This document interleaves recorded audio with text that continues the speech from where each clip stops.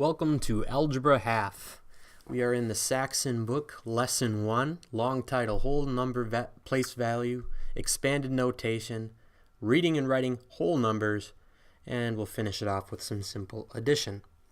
It starts off with some great introductory information. I recommend you read page 1. It tells you about our number system. It's called a Hindu-Arabic system, which means that our numbers look like so.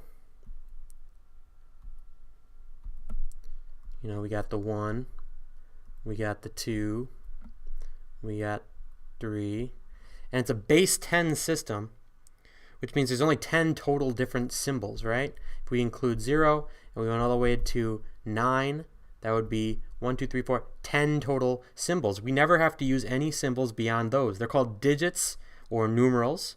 And if you think about it, all numbers are created in some combination of those 10 numerals. The numbers we say when we count are called counting numbers. When you start counting, let's say marbles sitting in front of you, you would not start 0, 1, 2. No, counting numbers start here. 1, 2, 3, right? Sesame Street, you started with number 1. You didn't start with 0 on Sesame Street. But when we're talking whole numbers, let's include the 0. And how do we remember to include 0 when talking about whole numbers? Because it looks like a whole. Sound good? Now, when we show a set of numbers, let's say I ask, show me the set of symbols we call the whole numbers. Remember what we call these? They are called braces. They look like that. They're fun to draw. Whole numbers, what's my first numeral? 0. How do I show the next like I did above? I have to comma and then 1, comma, 2. Give me at least 3, maybe 4 numbers, and then what do we call that? It's called an ellipse. That's spelling, or an ellipsis, sometimes called, spelling on page 1. So we've talked about how to show sets of numbers and what we call some of these numbers.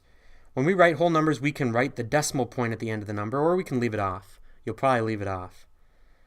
The value of a digit in a number depends on where the digit appears in the number. The first place to the left of the decimal point is the ones place. This is where you want to maybe take out that handout I gave you, the place value chart. It's also found in the book on page 1, and then in another way on page 3.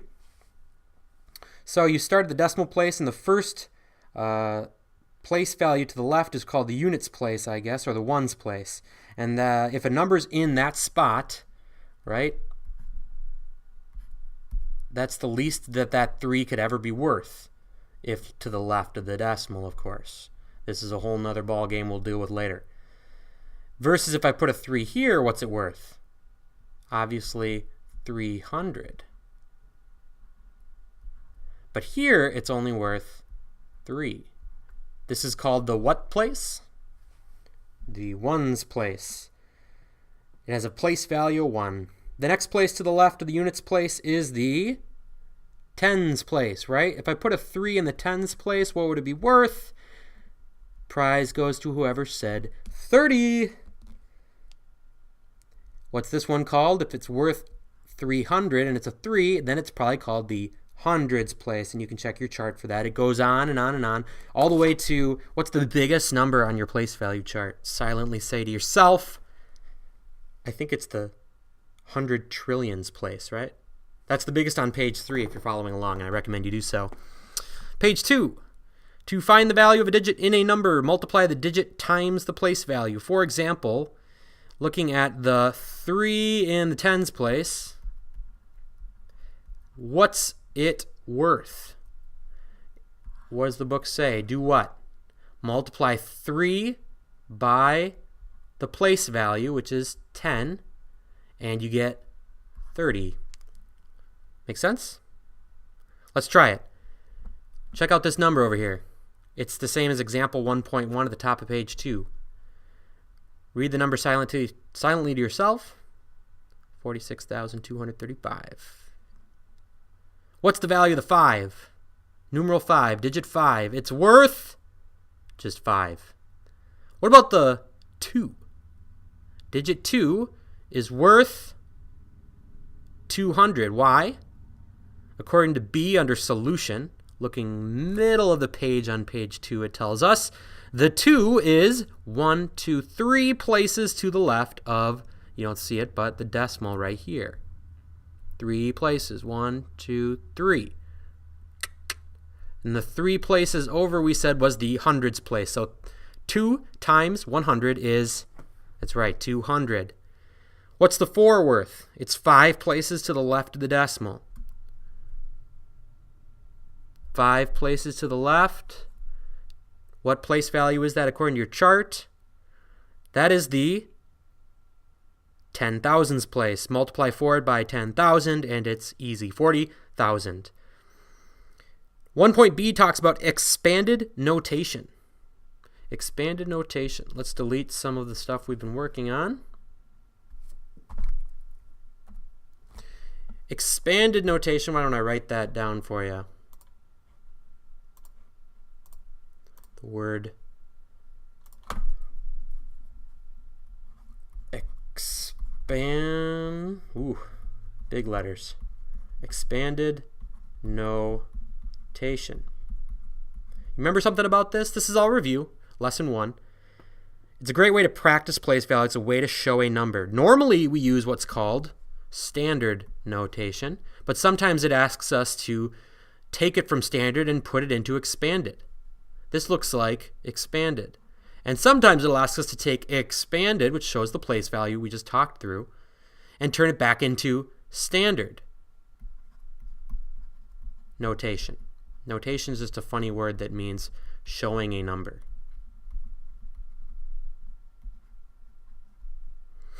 So 4 times 10,000 is worth 40,000. Next, we got 6 times 100 is worth 600, and 5 times 1 is worth 5. We fill in any missing place values with the big old 0, and we end up with 40,605. What if we want to write a number into expanded notation? 6,305,126, right? There's technically a decimal here. It's all to the left, so it's all full whole numbers. Check your place values. What is each place value in this number? This is the ones, so that's 6 times 1. Put it in what we call parentheses. Maybe I'll give you that word again, right? Parentheses. I do that on purpose to remember parenthesis, but really you don't want to use this extra T here. Parentheses, spelled parenthesis. All right, let's keep going. 6 times 1, and then we've got a 2 in the tens place, so that's 2 times 10. And you see the pattern we start to create? It's just the numeral times the name of the place value, which is just a 1 with the number of zeros added on. And it goes on and it goes on until you see the answer, bottom of page 2. I'm not going to write it all out. It goes further this way, right? Biggest number is in the millions place. There are 6 million, so you show it as parentheses 6 times 1 million. This is a great example of a very simple expanded notation. And what do we call this? We call that this notation, standard notation, right? Don't get those mixed up. Standard's what we normally use, standard, basic, regular. Expanded means drawn out, more work than should be necessary, but it shows the place values nicely. 1.c is reading and writing whole numbers. Why don't you take a peek? I'm going to delete everything so far. We're almost there. We begin by noting that all numbers between 20 and 100 that don't end in 0 are hyphenated words when we write them in words, right? Numerals is the Arabic numeral system of numbers, and that's a way to show an amount. So I can show 20 things as the number, the symbol 2 and the symbol 0, meaning 20, because the 2 is in the tens place, 0 in the units. But we can also explain there are 20 as an amount with the word T-W-E-N-T. Now I'm using different symbols. I'm using what's called letters, right? takes longer to write it. That's why we don't normally do it. That's another way to show numbers as a reading with words.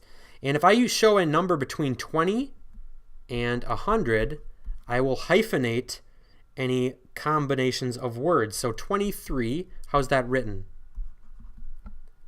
20, we showed that word already. 3, I hope you can all spell that even though it's the first day and you're all rusty from summer. What do I put in the middle? I said it's called a hyphenated compound word, so you need a little dash when it's 20 through 100. Dash. This is important because it's going to ask you to write a number as a word, and we get very picky that you do this the right way. The hyphen is also used in whole numbers when the whole number is used as a modifier.